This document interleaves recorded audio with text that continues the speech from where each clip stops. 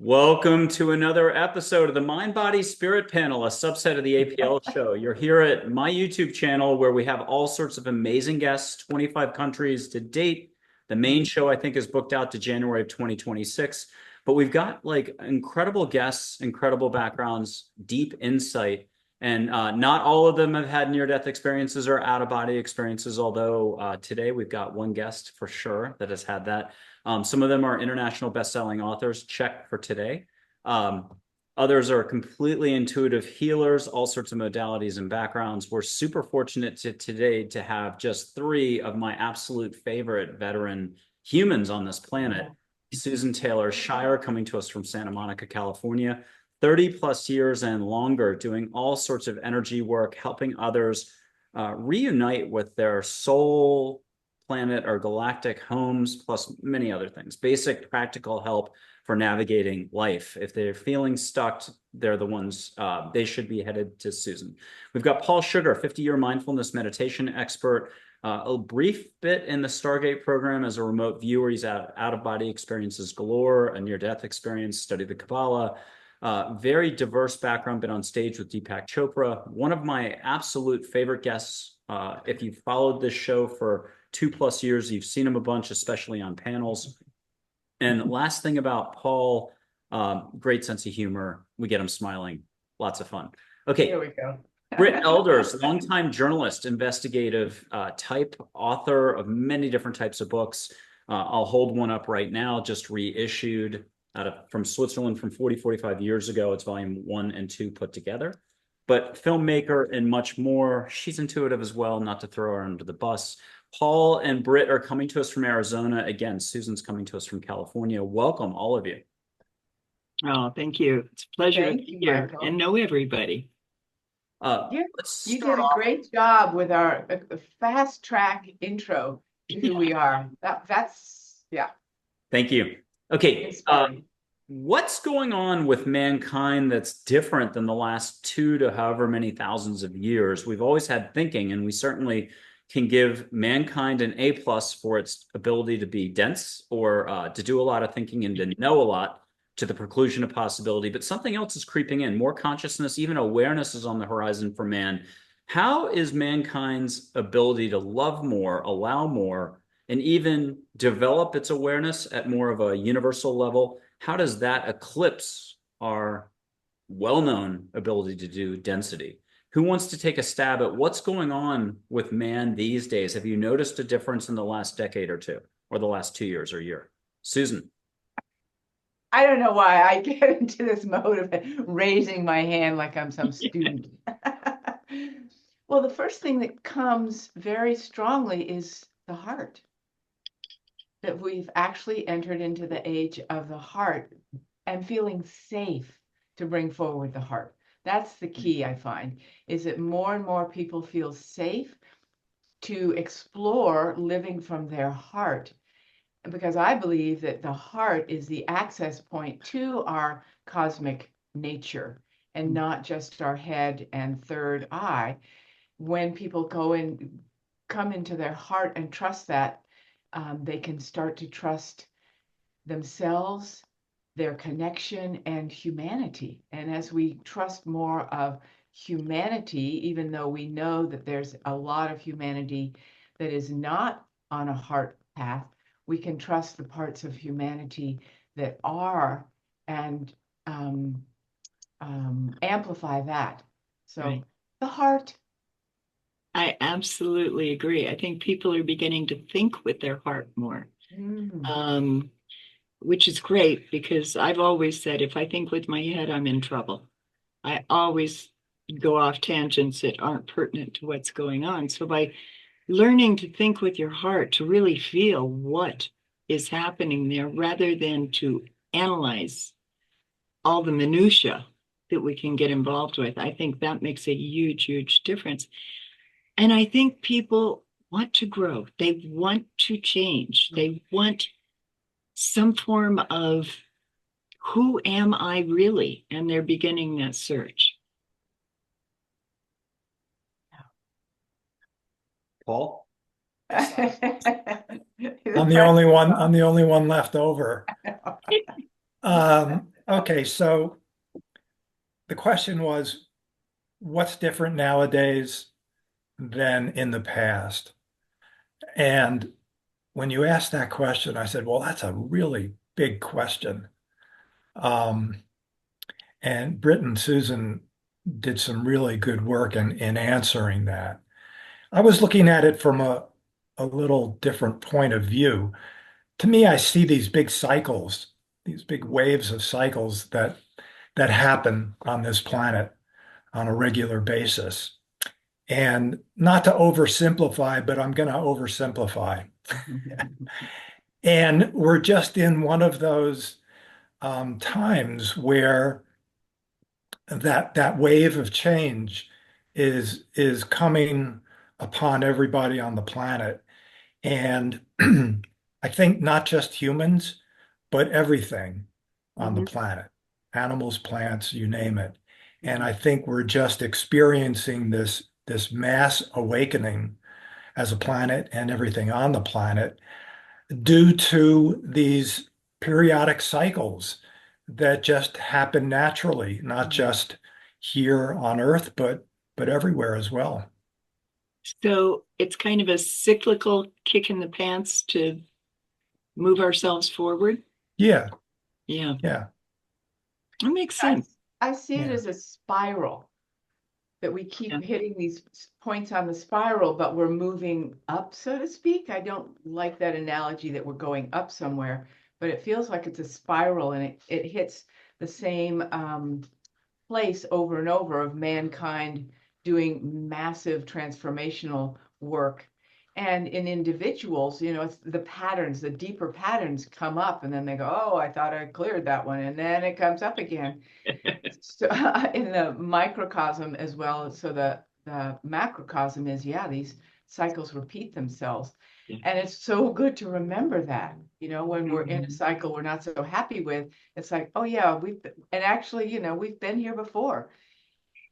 Literally, you know, because of past lives and our knowledge of past lives, we've been here to see these before. Why we get freaked out is interesting, but it's part of the PTSD of having been here before and going, oh no, not this again.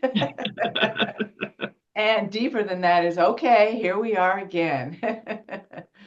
But I think the spiral analogy for me really helps me feel like it's not just going around in a circle and yeah, till it spins itself out. Well, we're Yeah, on to the I next like that. question and the next topic, which is Let me just add one more quick metaphor because I like Susan's, but being a musician, Ooh, I think in octaves. ooh, So what I would say would be we're dealing with octaves. nice. Hopefully somebody out there who's listening to this is also into music to the degree that they know what an octave is. What about Oh. frequencies? Does that play a role here? A shift in frequencies Yeah, throughout Yeah. the universe, not just here on this planet. yeah, to a different octave. I love that analogy. I'm Yeah, going to that's use beautiful. that. Yeah, I'm going to definitely use that. Yeah, I and of think course, people know octaves are that. frequencies. So, Yeah, you know. yeah. okay. So is mankind the only casino on the Vegas Strip? All of you have had experiences one way or the other. Officially, Brit has, you know, repackaged one of her books, and she can explain this in just a second. We'll have Brit launch into this topic, but we're not alone necessarily on planet Earth. We're getting a lot of help. Maybe love is the fabric of the universe, and we're getting helped by beings of light that are loving. But how do we know? And what are you talking about? Brit, start us off here. You're speaking at a conference coming up, I think, in like a week or two in Arizona, I believe. Right? Give us the lowdown on, is mankind the only game in town? Not at all. Not at all. I have to tell you that once you get involved, because I got involved from a very left brain standpoint of investigating a UFO case. But once you're involved with the topic, you're down the rabbit hole. You want to learn more and more, and the spiritual side of it and how it coincides with their worlds and ours and what we can do to learn more about them so that when we get out there, which we're pushing towards now, we can hit a space where we respect them. And that respect is then reciprocated. Right now, we're still kind of babes in the woods. But the whole thing about existing by ourselves from a left brain standpoint is it's quite arrogant. But we now have science that shows there are planets out there that could support life as we know it. But what about the life we don't understand? Those that have raised their frequencies or vibrations are no longer physical, no longer require a physical form.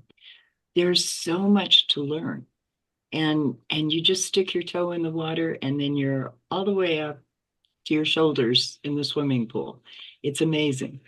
And it's something I think more people are opening their hearts to. Unfortunately, I think our government has played a role in that people will follow the government thought. And if they're saying, oh, the TikTok video shot by the Navy guy is real, and we don't know what it is, then people respond by saying maybe that's valid. I think also this heart resonance that people are having is opening us up to all of the energy that's out there. And we have to be discerning about it, of course. But I think in the process of that, we can reflect on what we would like to be as we develop. So it's not just recognizing that there are other civilizations out there.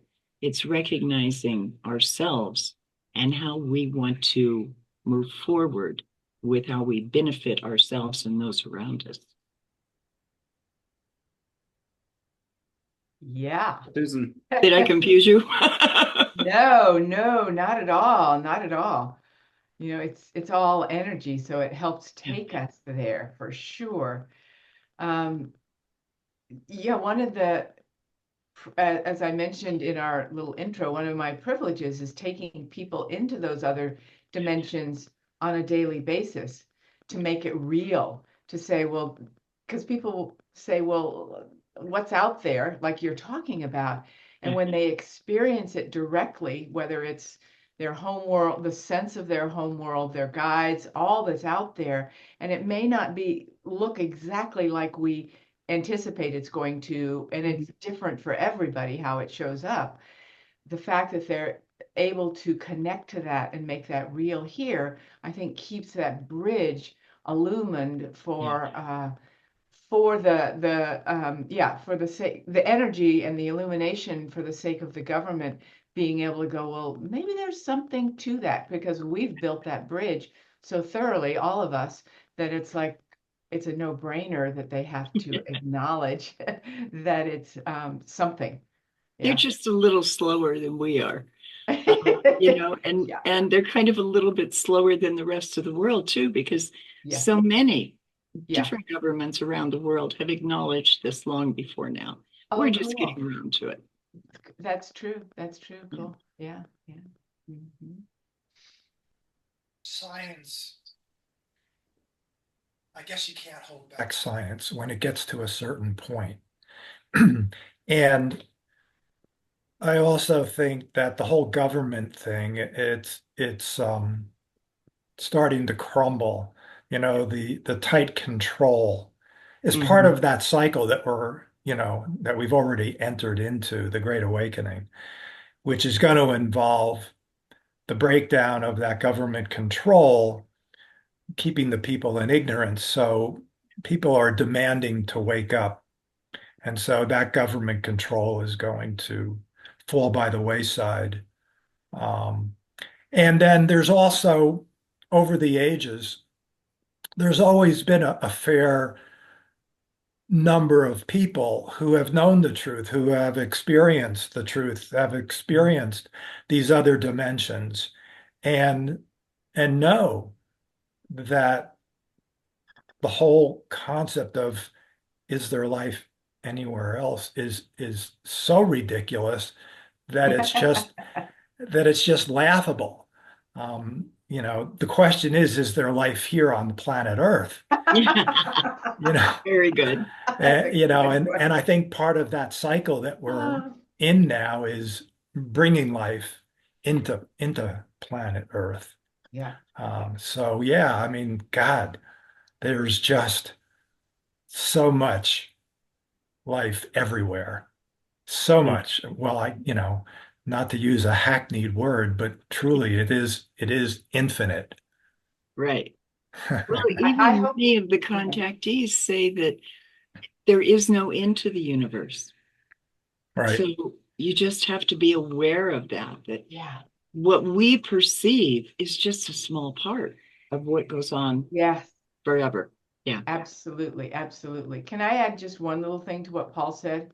I know Michael has a million questions for us, which is great. I admire you for that a lot. So this government that we're moving out of this government hold, so to speak. But I find it's interesting that now on the planet there's been this surge of all over the planet of the government attempting to have that control.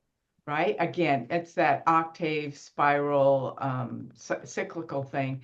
And I'm glad you brought that up because it's important for everyone to see that, yeah, this is just part of that cycle where we're getting the squeeze again to make that choice even more obvious, that squeeze doesn't work, and it's happening in the whole world. Do you want to be squeezed out of life, or do you want to expand to the next? I'm going to keep using the the words octave. Do you want to do that?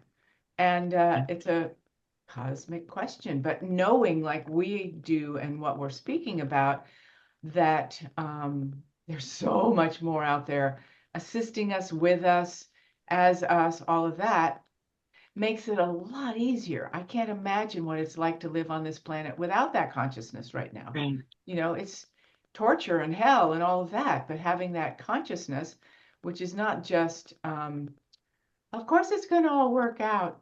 It's a knowing, Yeah. because we're connected to it, that it is working the way we'll just say it's working the way it's working, and it's fascinating.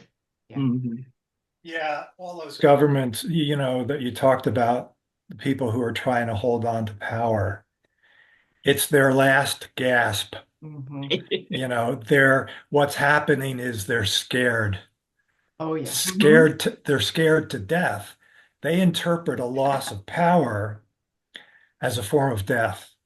And since those kinds of people are very afraid of dying, I mean, fear of death, I mean, that's a big deal. That's really the linchpin in life on this planet that we deal with, is that fear of dying. Once you are able to transform that, the doors open wide. But those kinds of people, the people holding on to power, are deathly afraid. And so they're just and they feel the tumblers turning in the safe. And they're just going to grasp on as hard as they can for as long as they can. But eventually it'll just be pulled away from them, and they're just going to have to face whatever demons they have going on inside of them. Brit and Susan, we're going to come back to you in just a second, but we're going to actually throw a little bit of a disruptive moment into this panel. So it's not a normal panel, which of course will blow sage for the audience to catch later. Maybe show my light, you don't have to show yours, and even a dad joke along the way. But Paul, can you talk a little bit more about the fear of death and encapsulate it? They can watch your other appearances on the APL show to know that that's something you struggled with at a very early age for a long time. It catapulted you into your journey today. You had many out-of-body experiences and near-death experience while on your way back to Syracuse, where you went to school at the time in the 60s. But I'm getting to something else. Can you then take us all the way to the other end of the journey, where you've had conscious out-of-body experiences, hanging out with non-human beings of light in sort of a classroom setting, not while you're asleep? And so you've been on the other side of the fence, so to speak. Paul, start us off with childhood. You've also had some encounters then too that freaked you out. Again, those are well documented in the other shows, but can you give us just a little taste of that fear of dying? Yeah. Well, let's start by my remembrance of being born with the fear of death. I can remember being afraid of dying at the ripe age of 2 or 3. And there's a lot to the backstory. I'm going to give the abbreviated version here because I don't want to take up too much time. Um, and so I grew up with that fear, and it came to a head um, by the time I was graduating from college, which was 1969. And at that point, I was living moment to moment, not in a state of fear, but in a state of terror. I mean, it had gone to another octave, if you will, from fear to terror. And I was just driven to find answers. Um, and fortunately, at that time, um, I fell in with a group of people who were studying and practicing yoga, studying and practicing Kabbalah, different forms of meditation, and things like that. You know, back in 1969, this was what was happening, particularly in the colleges. It was the opening up of the Eastern way of thinking, the meditation, and all that stuff. And I just went along with that. But I did both East and West, yoga being East, Kabbalah being West. And I was very lucky because very soon after studying and practicing, particularly the Kabbalah, those doors of perception opened up for me. Mm. And I started having all of those experiences that Mike referenced earlier, and learned who I really was, and that I wasn't just the body that was going to die and there'd be nothing left at the end, that I was actually an essential being, a spiritual being living in a body. And that's what the experiences taught me. And I spent years going to that school up in the universe that Mike referenced, spent years sitting in a classroom and taking field trips through the universe and learning how everything works. And also my minor was deaths. And so I practiced dying for many years, going into death situations, learning how to die without the fear. And then once I was able to die without the fear, popping out through the other end through the white light and getting to do my own personal field trips through the universe, visiting various stars and planets, seeing all the dimensions that exist with each heavenly body, and exploring and so forth and so on. And then uh, I discovered there's a lag time between what I'm experiencing on that side versus what I'm experiencing in my body. So, for example, I learned how to be unafraid of death there, but it took a while, a number of years, for my body to absorb that experience and for my body to learn how to not fear death and to understand exactly what was going on. And so my experience tells me how important it is to address that fear of death. And in fact, I've learned that in all of the great meditative and contemplative traditions, that the deepest inner practices have to do with learning what death is all about. And that's the ultimate lesson. That's the ultimate transformation when you realize who you are, and then you bring that realization into the physical body, which then transform the energetics in the body. So essentially what you're doing through the medium of attention, which is how you get around in other places. What you're doing through the medium of attention on the body is you're bringing that spiritual essence into the body. And so the energetics of the spiritual body, once it enters into the physical body, ignites the energetic systems in the body. And then you've got the energies working on both sides. And then you've got that complete transformation of life here on planet Earth. Brit, can you share with us? You've had a lot of experiences now. You haven't put them all out to the public, but You've got extra sensory ability, I would say, which is basic listening, feeling, seeing. You've certainly had some experiences. What could you do to help people understand how big the universe is, but more importantly, how big our hearts are? Oh, wow. Well, first of all, Paul, thank you for that because, um, like I said, I was very fortunate to have a mother that thought I needed to read Rudolf Steiner and Ruth Montgomery and these others when I was a preteen. So I never had an issue with death. I never thought it was the end. Um, I was encouraged to look into every religion and to understand that it all had good.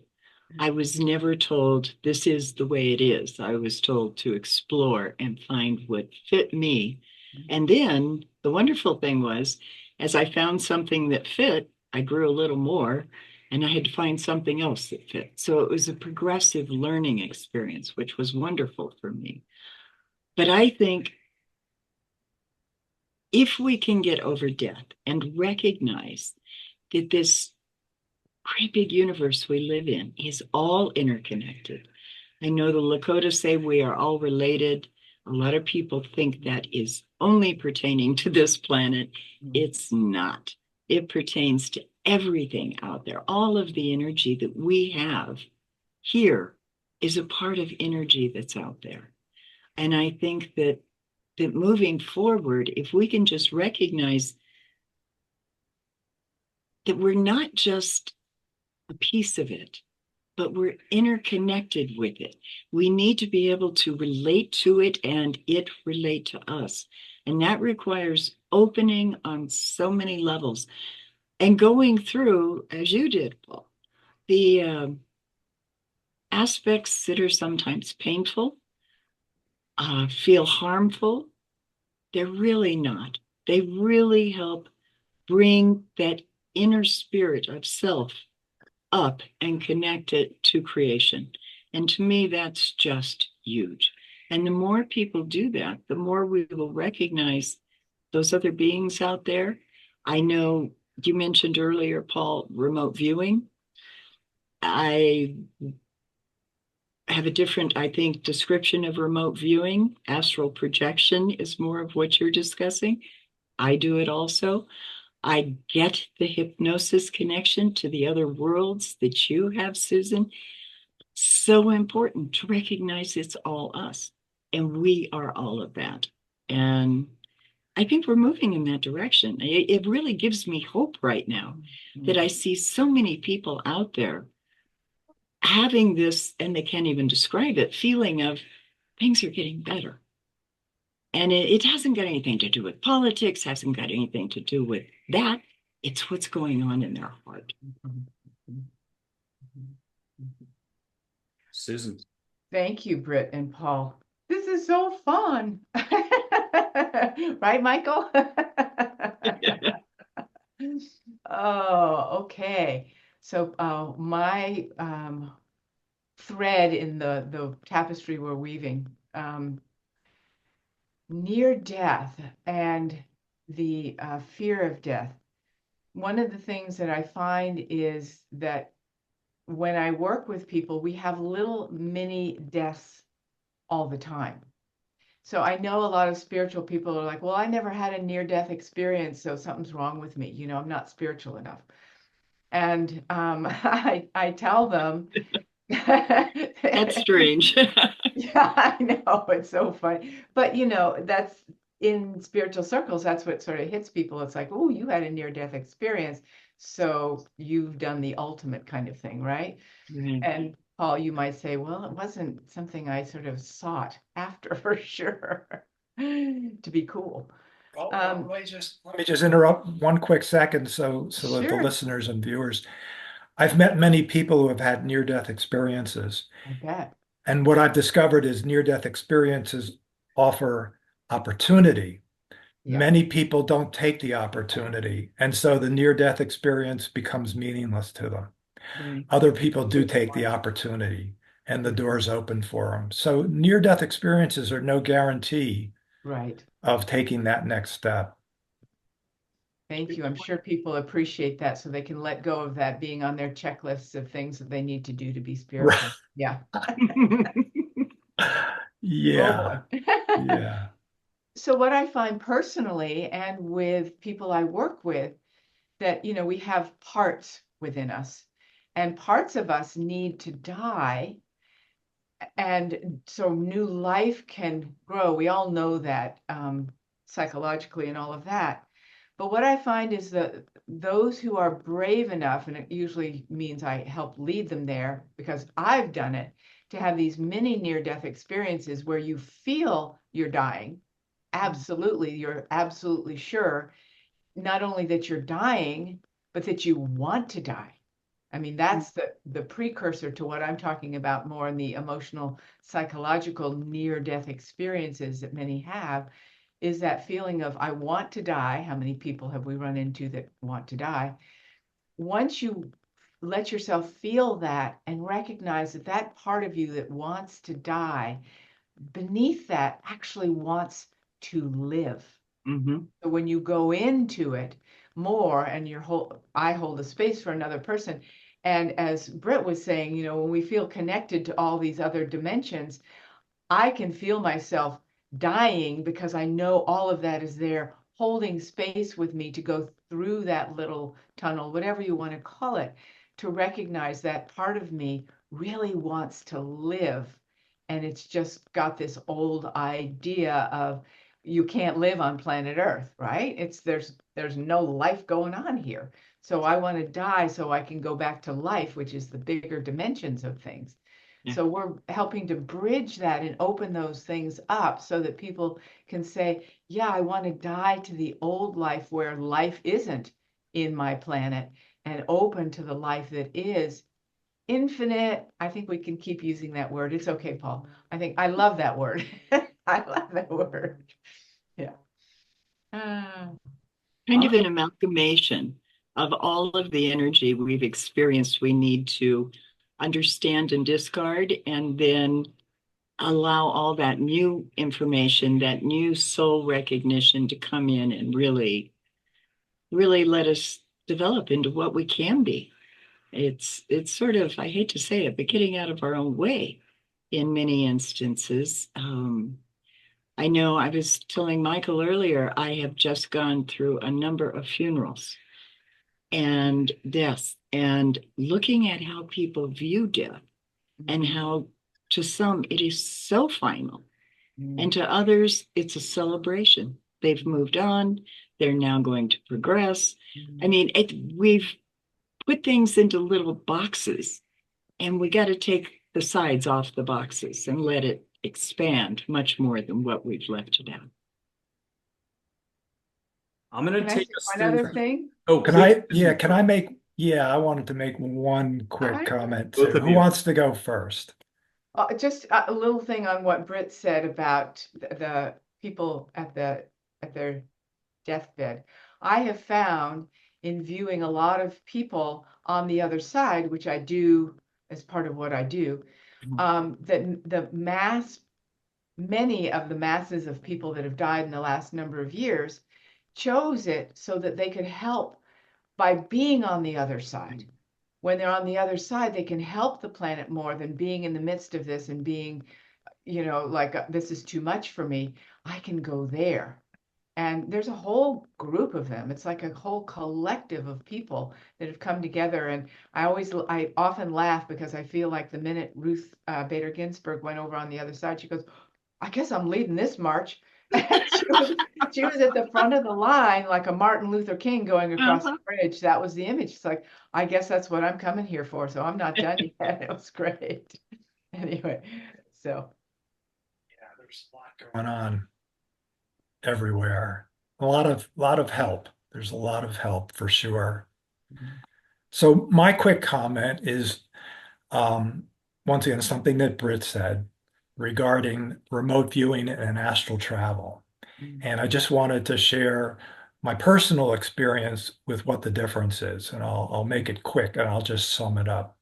To me, the remote viewing experience, which my remote viewing was very different than what was going on in Stargate. than the way that the other remote viewers were experiencing it. Mhm. But my experience with remote viewing is experiencing other places while still in the body. Mhm. My experience with astral travel is Mhm. experiencing other places while leaving the body behind. Mhm. And so two very, very different experiences for me. That's great because most remote viewers, it's a schooled openness is what I would call it, where you are given a target and then your target, you have to tap into that and you end up Wow. drawing or discussing Yeah, what you're seeing. yeah, What you're doing is very different. And wow, if people could do that, do you realize we would Yeah. have no crime? We would have no lying. We would have no politicians. We would, it would be a really good space.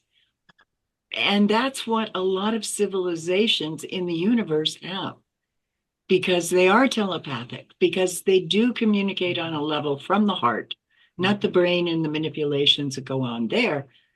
It makes such a big, big difference when you have that open receptivity and you can put yourself almost into that other individual or being's reality.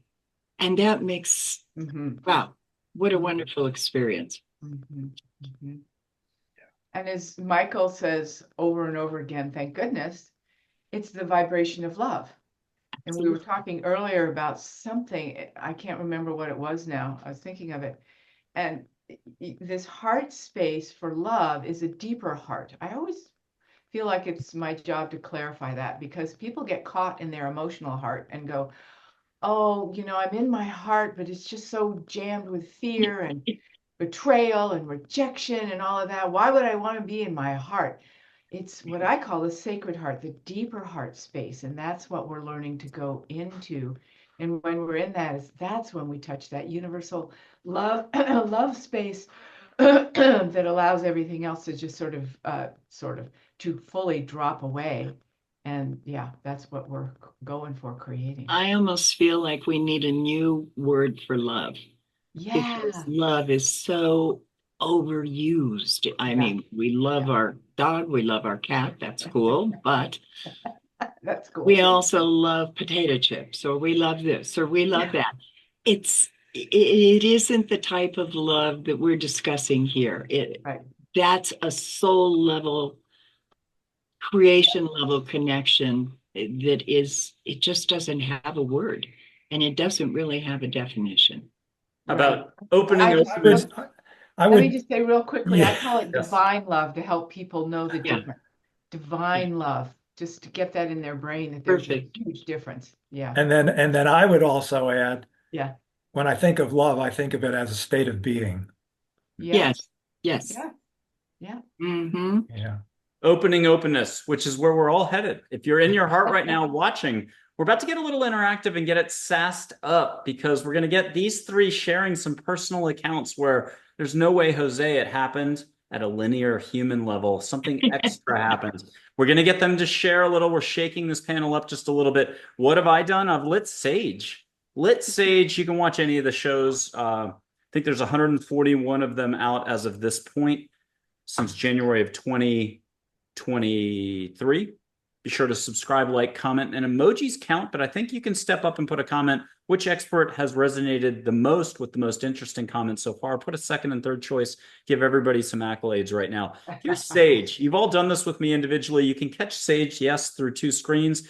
It doesn't matter if you're in Berlin, Tokyo, Christchurch, and it's the year 2030. Time and space isn't what you think it is, but of course, if you think it is, so be it. Allow for sage, but catch some flowers, even catch some ocean. Can I see a show of hands if you're catching sage? No. No triota. Britt, did you get the sage? I've got flowers. She's Yeah. got flowers. Surrounded by Sage. flowers. Yeah, she did sage before the show. And then if anybody wants ocean, close your eyes on this one. Catch Bali, catch Nantucket, Seychelles, Bora Bora, not boring. And can I just see, and if anybody wants to open their mouth, breathe, 1 millimeter is plenty to get into your body the whole way. Paul's a big believer in out of mind into body. Allow the universe to bring you lapping waves, palm fronds rustling in the wind, and even see the beach. What are you smelling? Just you can put a hand up or name the ocean that you're getting. Brit, are you getting ocean? Yeah, Pacific. And The Caribbean area. Paul, what did you get across the board? Specific. I didn't do it. It was very specific. And that rhymes. I like it. One last quick thing to show that the universe, none of this is about thinking. It's about less thinking. So it's bigger than you think it is. Okay. I'm using a construction paper background to show my light. It'll be colors between my fingers. But each of you can, once you get the color, it could be gold, green, yellow. This is out of Celestine Prophecy if I do it this way. But as another guest on the show said, when she was in the 70s as kind of a healer studying stuff type, she said, nah, they were doing that before the movie was made this way. And in India, they do it this way. So who knows, but you get a dad joke, most importantly, and it is a holiday joke. Santa's reindeer, Blitzen and Dancer, just those two. Why do they drink so much coffee, Blitzen and Dancer? Because they're Santa's. Starbucks. Oh. Be in your heart. See a little filament of light between my fingers. If anybody needs to take a breath, do a chubby checker, Elvis, anything you need to do to let go out of the brain. You don't try with the brain. The heart's already there. Just see a little filament of light aflow. Paul, what color are you seeing between my fingers? I'm not seeing the color, but I'm seeing, you know how you can see heat coming off a hot pavement? Energy waves. Yeah, that's what I'm seeing. And Britt, what are you seeing? I'm seeing purple, but it is wavy. It's not solid. Okay. Susan? I'm seeing rose gold, and it's a geometric form. Ooh, and then if each of you would just ask the universe, angels, beings of light of all different backgrounds, to step in and do something extra that you know can't possibly be my light. You get a floating diamond, you get a butterfly, tulips, two people got phoenixes. I mean, it could be fireworks, a ball of light.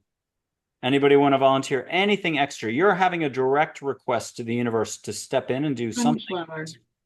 What'd you get, Britt? Sunflower. Paul? Ask Susan first. I went into the sunflower, so I have to come back and see what I'm That's cool. seeing. That's cool. And what's the only flower found on the human face? Tulips.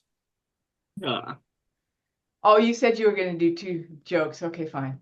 Okay. Well, speaking of tulips, I got two angels pointing between your fingers and go there, go there, go there. It was great. I'm like, okay, I'm there. Yeah. And it was like a funnel tunnel kind of thing. Go deep, go in there. Yeah.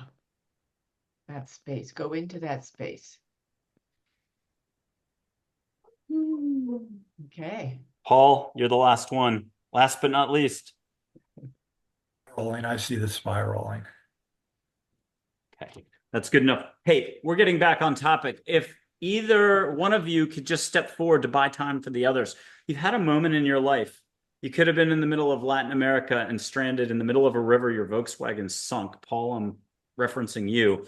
You mentioned that in a story on one of the other shows and how literally the heavens stepped in. Impossible story. But when did you have a sparkly-eyed stranger, Britt, Susan, come up? There was no chance it was a human at the time. We have those types of stories on the regular show series all the time. When have you known, or maybe it was just seeing a ship in the sky, getting a feeling, something miraculous happened? Could you describe something? Who wants to put their hand up and go first and get us back on track for amazingness on this panel? Oh boy. So many different experiences. The one that comes right to mind is, you have to understand that my dad was literally a rocket scientist. He worked with von Braun. So he was very left-brained. My mom was not. She was into meditation. As a kid, we learned how to meditate, 3 years old. She just had this open, big heart. And the way they merged was remarkable because they never put each other down. They only helped lift each other up. But we were going to California. There had been an issue in the family, and we were driving, and we were coming from Flagstaff, Arizona. It was a beautiful January night, full moon, snow everywhere. So we had a lot of light. And as we drove past the big mountain up here, Humphreys, Mom and I, sitting on the passenger side of the car, looked out and saw this object. And it was like, oh, okay, it was just this orb of light. And then there were little blue and red lights floating around it, little tiny ones. And it kept coming across the mountain and got bigger and bigger. And we're yelling at my dad, stop the car. And he says, what? What's going on? You know, he's very left brain. And Mom says, stop the car now. We have to get out and talk to this. Talk to this? My dad? Really? So we got out of the car, looked up, truckers started pulling up behind us. This was like midnight. And they were stopping, and we're looking at this massive thing coming overhead. And the thing that just made me understand the 2 points of view was my mom was saying, how beautiful is that? And my dad was saying, where the hell would you land that son of a bitch? I mean, it was just like, whoa, okay. And then he got out and he says, it's silent. It's silent. And he reacted to it like, what do I do with this? How do I handle it? And my mom was just in this wonderful space, and I'm watching both of them. And I'm thinking, I got it. People need to have a space they're secure in. And they need to have a space where they have an escape route so they can come back later and explore quietly, which my dad ended up doing. But it was so fascinating to me that, just to have these two different people experience one thing in very different ways. And I just thought the whole thing was joyous. I thought, how wonderful. This is such a treat to see this. And it ended up where we all had missing time. We were running, by the time we got from Flagstaff to Kingman, which is not a very long drive, we were running 6.5 hours into a trip that should have taken less than 3. And none of us knew how that happened. It was, yeah. So I've had missing time. I'm comfortable with it. I never felt abused, offended, abducted, or anything like that. I felt more like I had made a connection and a new friend. So I was good. Susan? Nice. Oh, I thought Paul was next. Paul, you can go back to one of your ones from one of the shows if you want, but if you have a new one you want to share, what was extraordinary as a life moment for you interacting with the universe, beings of light, or something like that? It's a long list to choose from, but I know you like that Peruvian trip that I. I'll tell and that. I haven't heard it. Yeah. Okay, I'll tell that again. So in 1973, being a fan of archaeology and ancient stuff and all that, to go along with what I was discovering through my experiences, I decided to take a trip to Peru by myself, rented a Volkswagen Beetle in Lima, and then proceeded to drive through all of Peru and a little bit of Bolivia. And at one point, I had driven up a tall mountain. The roads were terrible back in those days.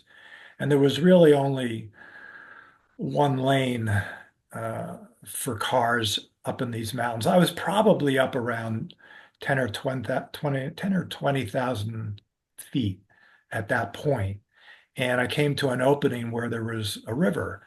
And I figured, well, for sure, I can just drive through the river. It didn't look deep and get to the other side. And on the other side of the car was a sheer drop down into the plains. So it was either go through the river and hug the mountain, or, be more adventurous and take the risk of falling off the mountain down 10 or 12,000 feet. So when going through the river anyway, the car stalled in the middle of the river. It was deeper than I thought it had been. And I knew I was in a difficult situation because this was a road, and I use that term loosely, that was not traveled very much. There weren't, I mean, it was dangerous and there was no traffic. I hadn't seen a car in the longest time.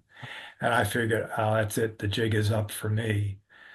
And within 10 minutes, I see a Volkswagen bus driving up the road and coming toward me. And out came about 4 or 5 Germans. Because they couldn't speak English, they were speaking German, which I didn't speak. Um, but they offered to help me.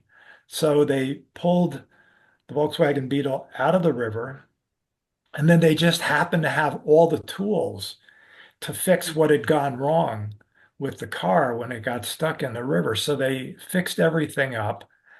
I was able to drive away. They drove away, and it seemed like a dream. And the whole thing maybe took Mm, 20, 30 minutes. mm. And it wasn't until years and years and years later that I looked back and said to myself, well, that was pretty unusual.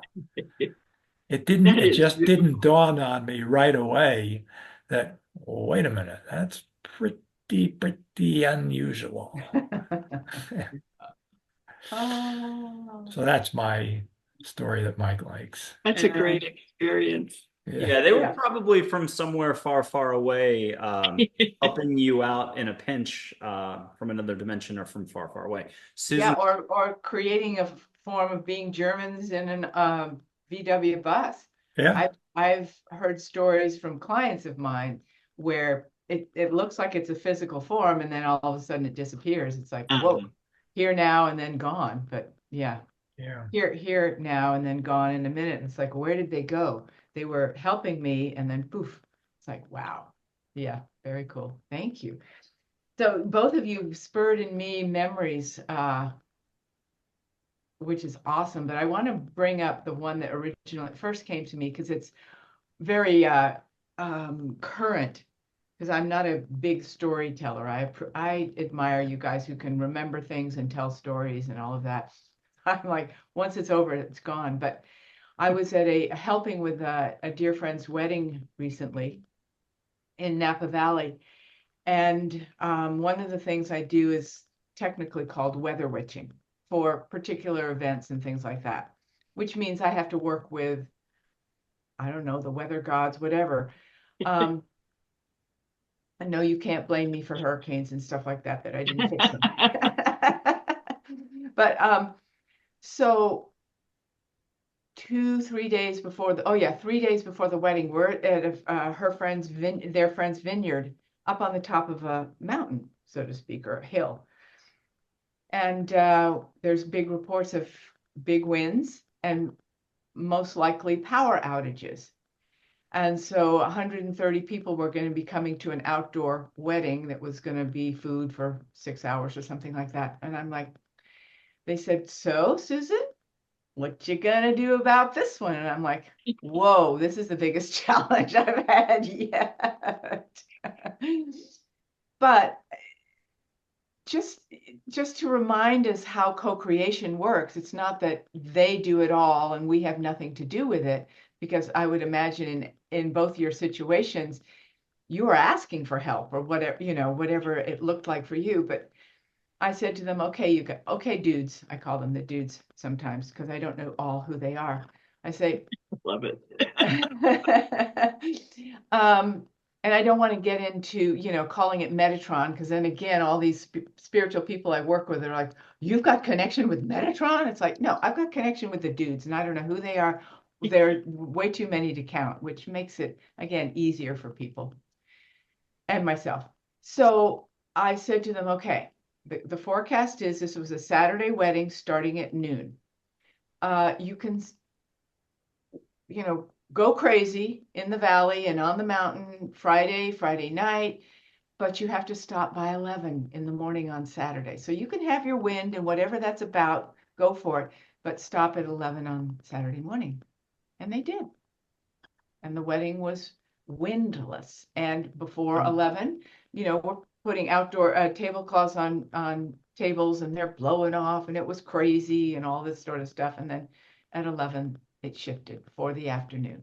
So it just reminded all of us of what is possible, which is wonderful when we work with the other side, so to speak. So Yeah. mhm. I'm going to Yeah. have one angel come up on the screen here, or an angel and four archangels. And if they could kick out one topic, you'll just say, or one or two topics, you'll say out loud. It'll be like a sushi menu. We're pre-printing, and we're going to come back to those topics. Whoever wants to jump on a topic, we'll figure that out after this round. Here's four archangels and an angel named Joy. The four rainbow pie slices are Michael, Gabriel, Raphael, Uriel, and Joy, the emotion, joy, kind of cosmic. Brit, could you just give us a thumbs up or say, I got my two topics, or what are the two topics you're getting to talk about? We'll go to Paul next and then Susan. Okay, I'm good. What'd you get for the two, if we don't mind sharing right away? No, I got life after life, and I got how it connects to us. And I think that goes to what Susan does, is looking at past lives and pulling them forward. Okay, and then Paul, what are you getting from Five Angels here?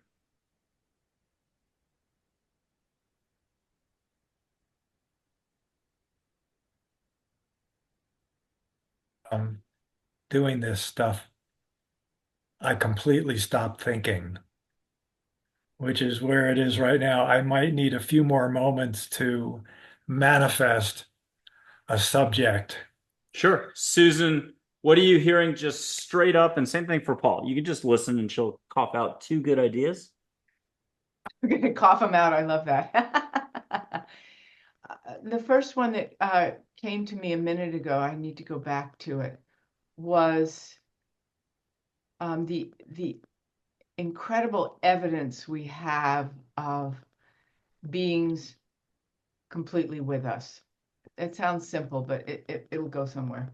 Okay, That's and then Paul, I'll juke you, and we're going to probably have Brit launch right into it unless you guys feel otherwise and someone else wants to start. But for one last extra point of reference, here's an unconditional love spirit guide, Geronimo, treetop level. Boy, when he comes in like a lightning flash. This should rejigger everything for Mr. Paul Sugar. Get your two topics. And then Susan, Britt, or Paul, who's starting with a reminder from the universe? Which direction are we going to go topically speaking? Start with? Who wants to go first? Let's see a volunteer. Britt?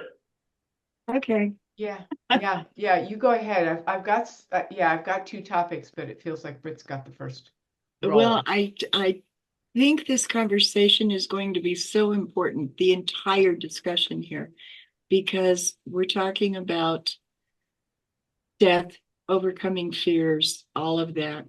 And I think maybe if we got into life after life a little bit and what that means, that it can help people and help people better understand, like I said, what you're doing, Susan, with the regressions into connections of other worlds and how that moves us forward. It all sort of weaves together in a beautiful tapestry.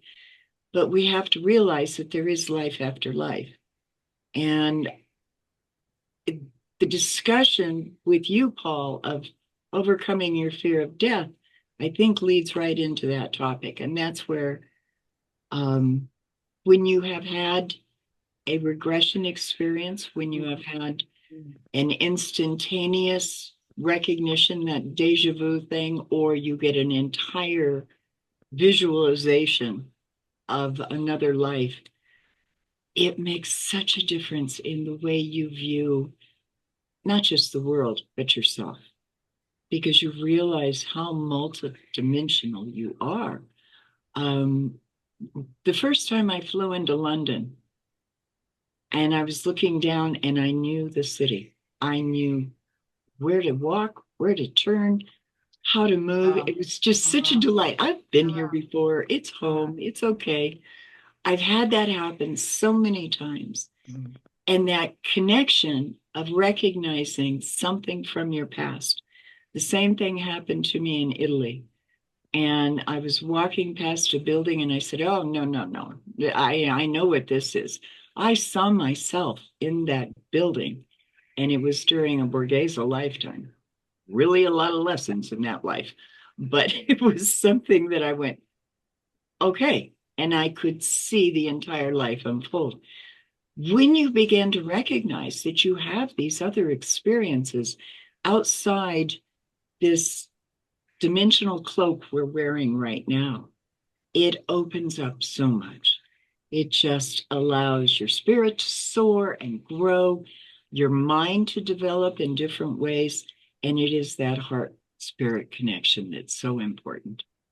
So that's why I think talking a little bit about life after life and how it can help us is a good thing. Mm-hmm.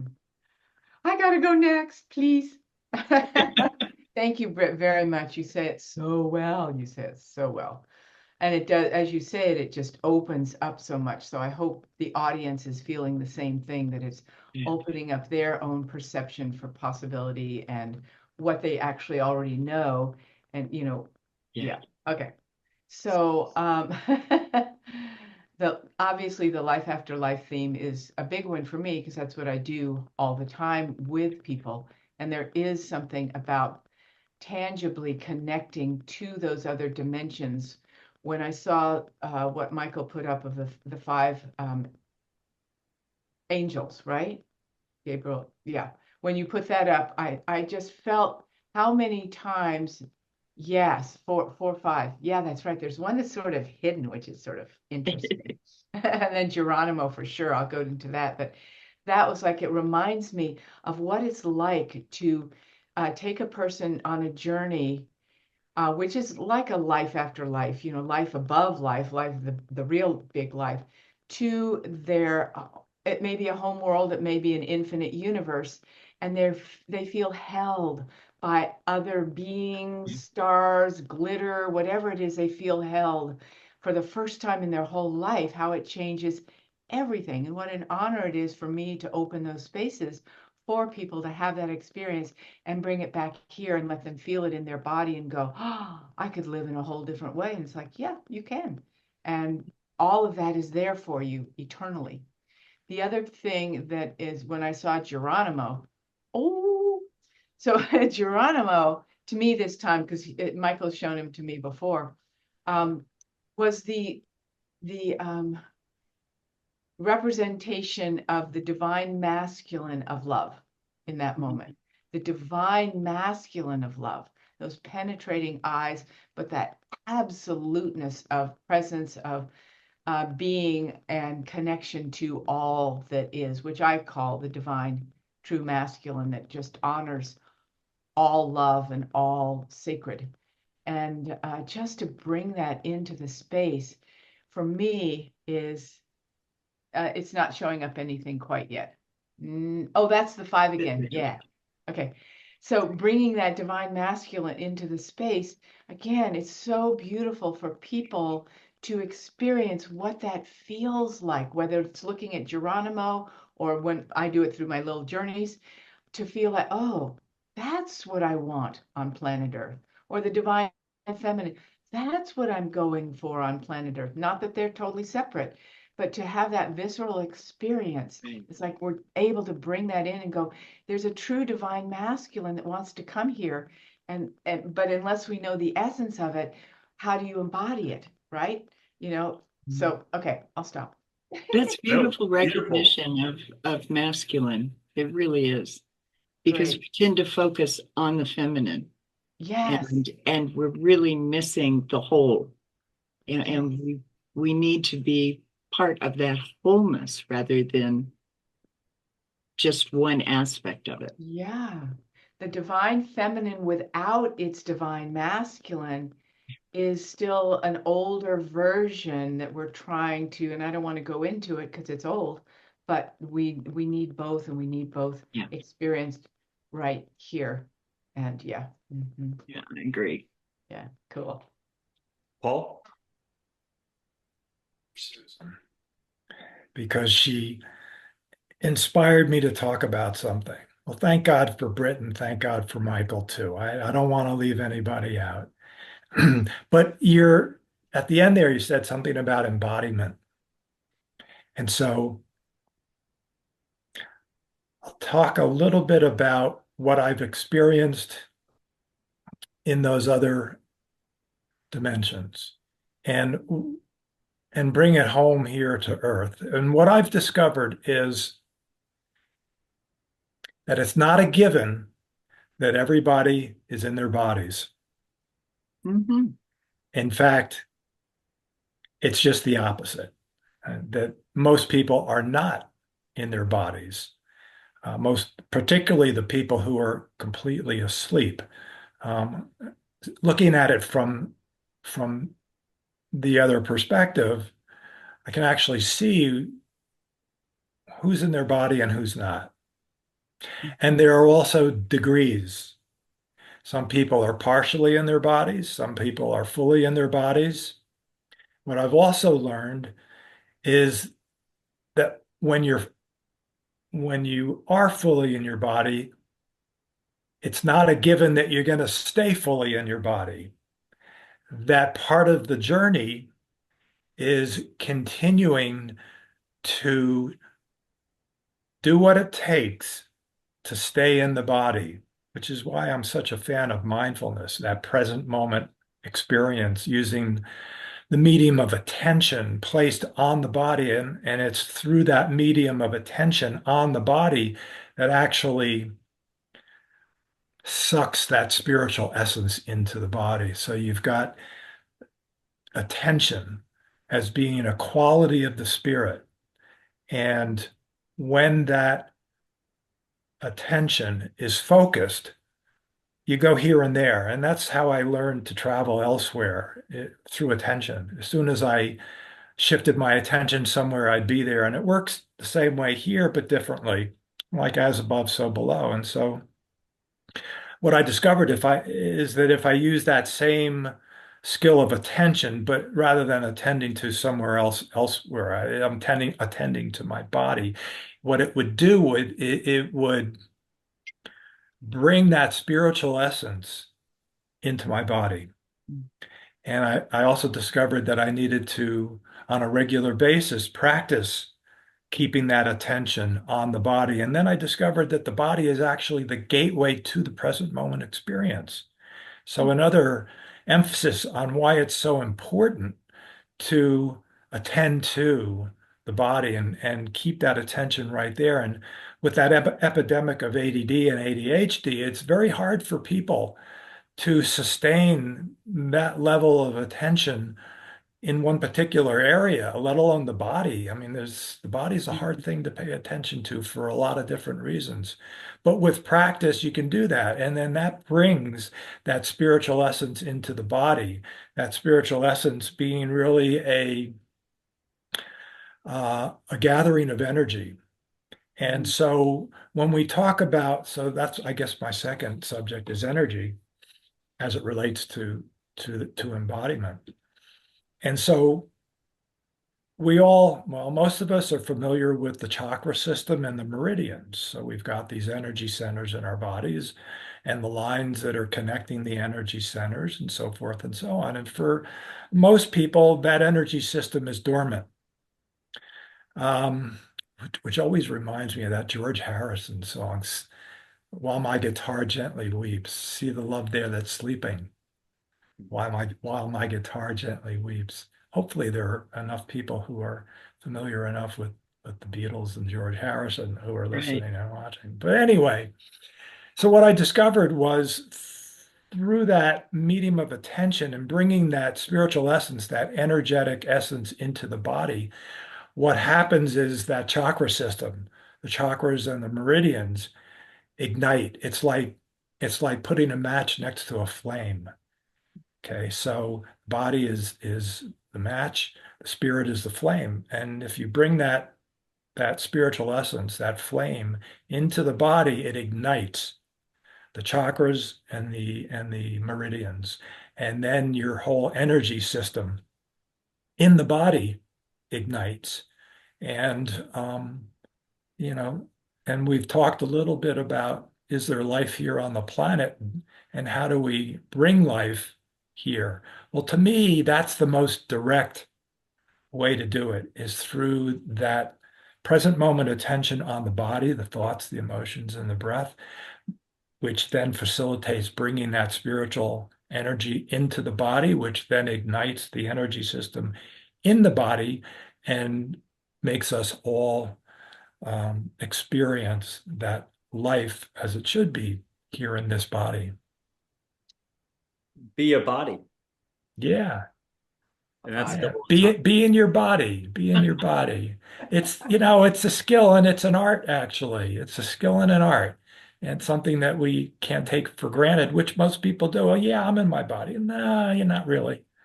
That's But so true. here's how you can do it, and I think you'll be happy with the benefits of it. Totally. I just have to do a little mention of you. You mentioned George Harrison and his song. And just before we were getting on, I was singing Let It Be. So the Beatles and their energy must be present, which is so Wow. I'll do a quick not sideshow, but sideshow. I'm going to light this. Just name any color you see in a normal Bic lighter. Gold, orange, yellow, white. Brit, what color do you see? Gold. Paul? Gold. Susan? Blue. Okay. Susan went deep down below. I'm going to hold up my finger, but you can just see light coming off of me. And if you want to accidentally start seeing each other's auras while we're talking on the next topic, compassion, kindness, love, and what's it all about, Alfie? I'm going to put up my finger, but you can see a little light coming off like it is a lighter. And I'm just going to go back on an old surfing trip and tell a really bad dad joke. What's the only flower found on the human face? Tulips. Tulips. And my finger is getting a little warmer and hot, the tip of it. So what are you seeing, Britt, above my finger? A little bit of my light by any chance? Pink. I didn't do it. Blame Joy for that one. Paul, what are you saying? I'm seeing a flower, believe it or not. That's a first, and we're going to go plant that flower in a second. And that's because you're a flower. Susan. Oh my God, Susan, we got her. I see smoke coming out, like he's smoking. Smoke on the water. I like it. And that's Loud House. It's, the modern remake of Smoke on the Water. We can't find that song anywhere. Okay, here's the prompt. And then if you could tie it all up with why this is so important, how it's an opportunity for growth for all of us. And each moment is the choice. Free will is paramount. So please blow this off and watch your favorite TV series. Okay.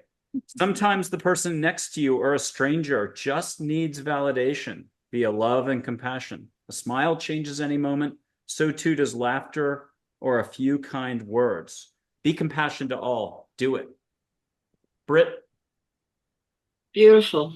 I don't believe in strangers. I think everybody, if you smile, you've automatically made a friend, and people just react to you that way and open up and share. And when they need something, there's this wonderful synchronicity of the universe that somehow you just happen to be there when you're needed by someone else or when you need from someone else.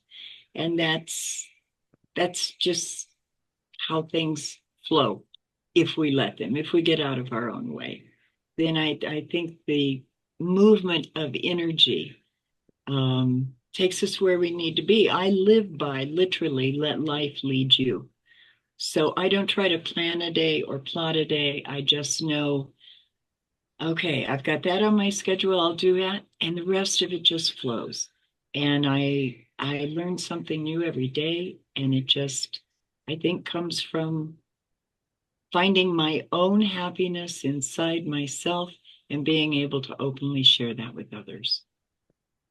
And Britt, can you just mention to us how even pouring a cup of tea and looking outside could be an act of grace? What's your little act of grace, or having a pause to the hubbub that's going on around us? What's your way of pumping the brakes and slowing down?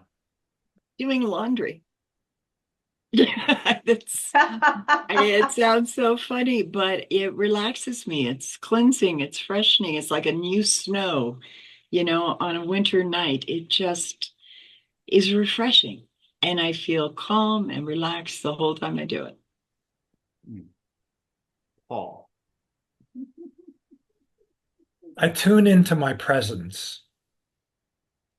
And to me, if I'm really tuned into my presence, then I embody the compassion, the love, the gratitude, the empathy, the kindness, and all of that stuff. Um, another thing that I discovered, that all of those qualities are part of what makes our spiritual essence. And then when you bring that spiritual essence into the body through embodiment, then the body also, in tandem with the spirit, expresses those true qualities that we don't really need to develop. I mean, there's so much effort out there. How am I going to develop compassion and love? I mean, just practice presence and embodiment. And then all of those qualities are present and have always been present for you forever. So when I go deeper into presence, I find that I more succinctly express those qualities of the spirit. Susan. Awesome. I don't want to delineate things, but what Paul is describing is what I would call that divine masculine, which is presence. And Brit and I are talking about smiling with strangers, and that's more of the divine feminine, where we just, nobody's a stranger. I'm right there with you. No one's a stranger. I've had people that I've been with that are like, well, we talk to everybody. I'm like, well, why not? This is my moment to exchange life with them.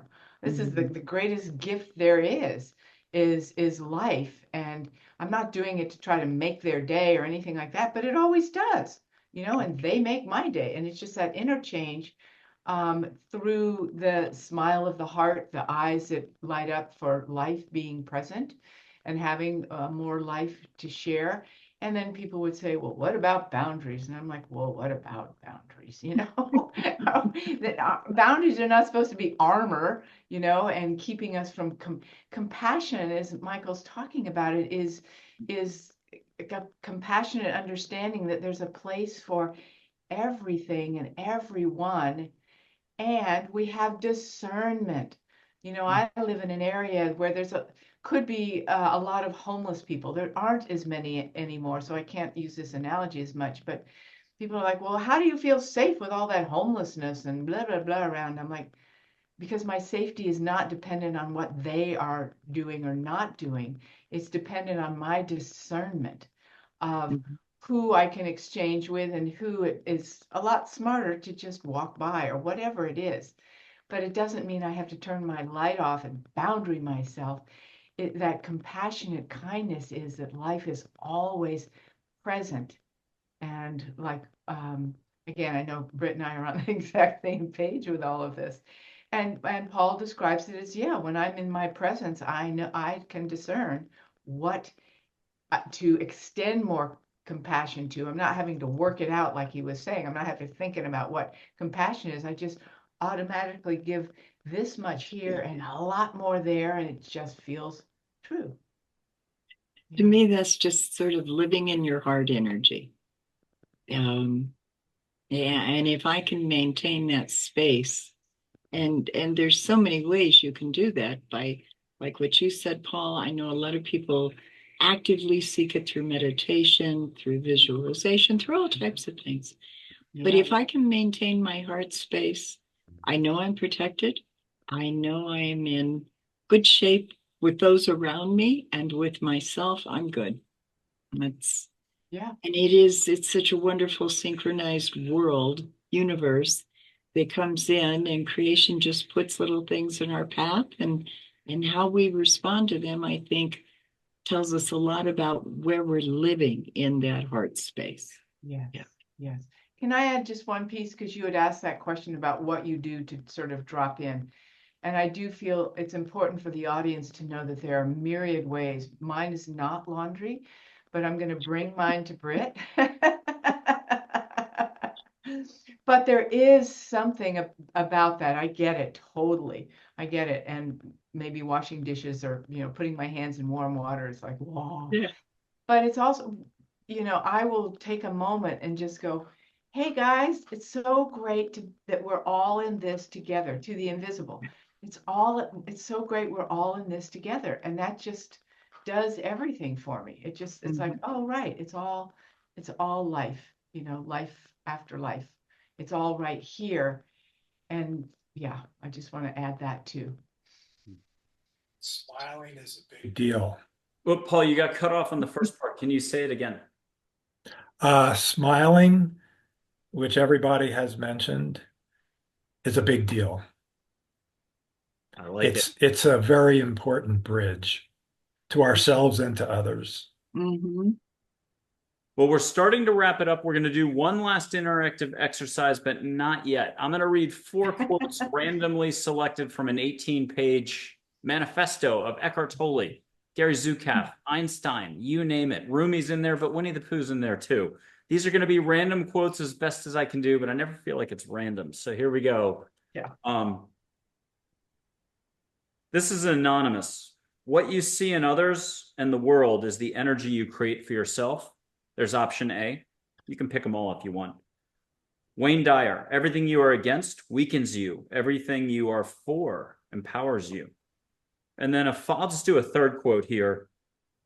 Winnie the Pooh, we can't all, and some of us don't. That's all there is to it. Who wants to run with those? And you don't get to have them read again. So Paul, what did you get out of that? Oh, no fair, Michael. Just kidding. They all sounded like Beatle quotes to me. We've got the energy going with the Beatles today. Yeah, gosh. Yeah, and then I was going to say it all sounds very Zen to me too, but it's, Zen is just one particular way of describing a particular state of being. And, like Brit and Susan have mentioned, there are so many different ways of describing that state of being. For me, Zen comes to mind, maybe because Michael planted that seed when we first got together today. But yeah, all of that sounded very Zen to me. And in addition, whatever other traditions out there correspond to that Zen way of thinking, which to me is very present moment-ish. Is that a word? Present moment-ish? It is now. Yeah. Okay. And so that's all I got to say about that. Britt, I'll help you out. I've got one additional quote from Albert Einstein. You were kind enough to mention, I think it was Werner von Braun, this rocket scientist from Germany working for NASA. Right. Here's Einstein. Our task, and this is so you, our task must be to free ourselves by widening our circle of compassion to embrace all living creatures and the whole of nature and its beauty. I would add one thing to Einstein's beautiful quote, and that is, add it not just to the whole of nature and its beauty, but to the universe. Expand it as far as you can, because that expands you. And do I have everybody's permission just to put up, I'll put up 3, 2, or 1 galactic figure real fast. You'll get a picture and just get something, whether it's just a feeling, you don't have to share anything out loud. But with everyone's permission, since we have been pointing to the universe, I completely forgot. Whoops. I'll put up a drawing, painting, internet, something that's popular of an Arcturian. Get what you want to get. Maybe you just can stay quiet on it. None of you are that type, I don't think, but we'll find out. Who wants to put their hand up and say, I'm getting a good read from this unconditional love Arcturian? Catch a little flow. Britt, what'd you get? I saw it earlier and I just felt so much of that heart love, not the physical kind we talk about and all of that, but what comes from the heart, just a resonance of, I know you type of energy. Mr. Sugar. I don't know if this is the case, but I see a smile there. Yeah. Yeah, I might be imagining it, but sort of continuing my theme from a couple minutes ago, smiling. And Susan. totally smiling, and I had not seen that when you've put that up for in an interview together. It's so amazing how different it is. So just before you put it up, I glanced down to my mug, and right next to it was a quote. And this is what she's saying. In fact, he, she, it, you are valuable and rare and worthy of divine love. Mm, You are valuable and rare, and this being is saying that, and worthy of this divine love. beautiful. And I'll add a 30-second personal story. I was in a pool. How do I do this? My cheerleading squad had me in a pool 2 summers ago. Last summer, the community pool just 4 houses down. So I'm looking at light waves of energy in water, sometimes 3 times a day. I don't need to ask questions. I'm in a very comfortable pool. It's Texas. It's hot. So this is a good thing. But I'm asking the same questions over and over again, as I'm wont to do. I'm the guy who will ask for 2 years, 200, 2,000 times, whereas most of you are Woodstock and very relaxed. Ask once, get your answer, you're moving on to the next thing. So I need to hear it a lot. And he finally stepped in, or the Arturian stepped in and hacked human humor and said, Mike, we've seen the last page of this, your story, meaning this lifetime.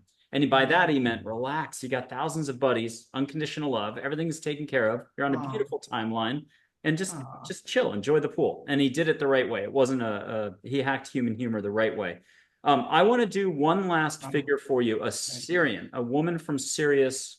You'll all have a chance to close your eyes, because you can have an Andromedan and Orion, if I said that correctly, come in, and a Pleiadian, and you'll get a nice group. You can have Joy be your cosmic ambassador of love, helping with this. There's Joy just here. You've got this.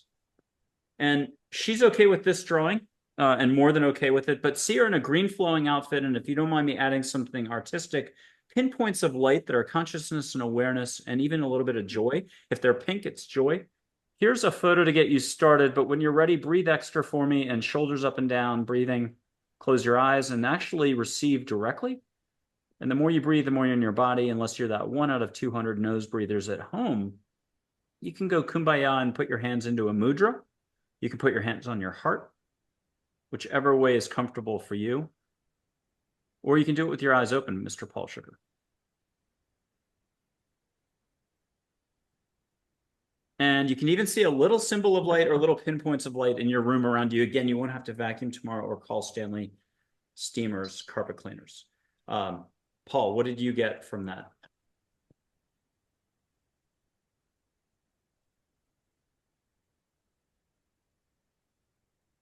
Well, and just start talking a little extra fluff so the microphone kicks back in, because you get cut. Okay. Yeah, now you're back in. Okay. I get a lot of peace, stillness, calm, love, that sort of thing, and just waves of it. I see waves of all of that stuff. I love it. Brit. Harmony. Yeah. We even have an angel named Harmony, by the way. Yeah. Yes, but love that one. Susan, what'd you get? Deep reverence for life. Mm-hmm. Deep reverence for life. We're about to close this out. Each one of you has done a jajillion shows and even speaking engagements and so on. And you've even run your own retreats and workshops in certain instances here. So that I'm going to buy you a little more time. We're going to have one last interactive thing, but no photos, no other whatever. But I'll put my hands up. You can just feel the vibe. 2 people are in Arizona. 1 is in California. I'm in Texas. With your permission, only love and above, love and below, love and above. The heart, not this stuff. Not my bill-paying thinking side that's kicking in 1 hour. But same thing for you and same thing for everybody else. If you could ask angels to be your filter, so just compassion and light getting through none of the stuff that doesn't serve. And if anybody wants to put their hand up, they can feel what they want to feel on their side of the camera. Wow, it's warm. Or you can use your A lot of self. warm energy. Yeah. Susan, do you feel it? I didn't hear what Britt said. It's warm. Warm energy, got it. Very warm energy. You can feel my energy coming through, but also have the crew flow some extra light your way. Susan, what are you feeling? Stirring of my heart. Stirring of my heart energy. It's beautiful. Paul, you're not going to be able to top that last one, but try. Equal it. I'm feeling the same thing that Susan's feeling. Okay, and you guys are getting a couple quick whooshes, not to rush this, but let Joy be the kind of lead cheerleader here. 3 quick whooshes, and I'll blow my microphones up here. Catch a little Hawaii. Don't say you didn't get anything being on the show. You're not getting a t-shirt. So here we go. Aw. Catch a little Hawaii in the room. Catch a little extra energy up and down the front or back of you. Britt, did you get something extra? I did. Mm-hmm. Paul? Yeah, I got the ocean and the smell of salt water. Yay. And Susan, what'd you get? Oh yeah, Surf City Waves of Love. Okay, and that concludes it because it really doesn't. You guys are on deck to close us out. Last one to put up your hand goes first.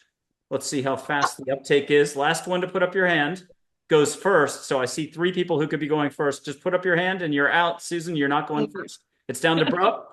I think Britt got her hand in next. Paul, you're up. Start closing us out. Britt, Good job, Michael. quick with that. Okay, so you want a closing statement. Yeah, it's like kind of like a trial, but nobody's getting judged. It's a lot of love being awarded at the end by the judge, and it's and there's no judging. It's really about being in the heart. That was my little 2 cents. Paul, what's this all about again? We're all trying to do the human thing, and I know there's that whole expression. You can't use that one. What is going on here? What do we need to keep in mind, or is it not about anything with the mind? Well, we don't want the mind is good once it's been transformed, so we don't want to throw the baby out with the bathwater. But I would say to keep in mind, to keep in heart, that everything is unfolding as it should. Mm-hmm. Brilliant, succinct. I like it. Britt, what did you That's get? beautiful, and be receptive to it. Don't push away. Let it just flow. And I mean, so much can happen if you just open yourself up to what's really happening out here. Susan. I would add, don't be afraid of the stirring of the heart. If it feels a little in your heart, it means it's cracking open to receive more of that life, more of that invisible, more of that divine love. So know that that's it. You just don't be afraid of what's going on in your body to open to receive more of that beautiful divine love that we all crave. And Susan had it right in the sense earlier about you can just turn to the universe and you're going to do this all day long anyhow. You're firing out your energy willy-nilly one way or the other from here, whichever way you're acting. But you can just tell the universe, hey, I'm ready. Make it really gentle and fun and sparkly and bring in more fun people and I'll take more fun experiences. Get used to not looking at your toes, but looking at the sky and throwing your desires out there. Dream big, create, and bring it in. But here's a final passage from Angels. If you think I wrote this, awesome, you're the best. And it's part of a longer passage, but it's from that Listening to Angels book from 2014. And more compassion by all, for all is needed. Mankind is ready for change from rat race mode. Happiness is obtained in the absence of ego. Ego's afraid to be vulnerable, to let go, and to be in the unknown. Again, there's nothing to lose and nothing to gain. Move past seeing the negative. Compassion can be taught through one's actions. How? Slowing down would do a world of wonder for most people. Doing it consistently is where the problems and opportunities lie, so stay present. With that, I want to thank my wonderful guests on this wonderful Mind, Body, Spirit panel. You all are just fabulous. Brit Elders, Paul Sugar, Susann Taylor Shier. Holy cow, holy smokes, holy Toledo. Thank you for being here. Well, thank you. Michael. It's just been such a joy speaking with Paul and Susan and you. I just love it. Yeah. So Maybe we can reconvene you all together again. We'll see off air. that'd be great. Sure. Would love Yeah. that. Would love that. Absolutely. Awesome. Well, peace out, everybody. Have more fun. Live long, prosper. I can't do it, but I can try. And thank you again for being here on the panel. It's been lots of fun. Please comment, share, like, subscribe. It's all free, but put in emojis if you're shy. We've had over 525,000 hits for the channel. A lot of those are for the shorts, but while you're here, do something about it. It helps other people see the show or the panel. Again, Brit, Paul, Susan, you all are wonderful. I'm just honored to know you. Thank you. Well, thank you. Thank you all. Thank you, Michael. Ooh, rock star. Yeah.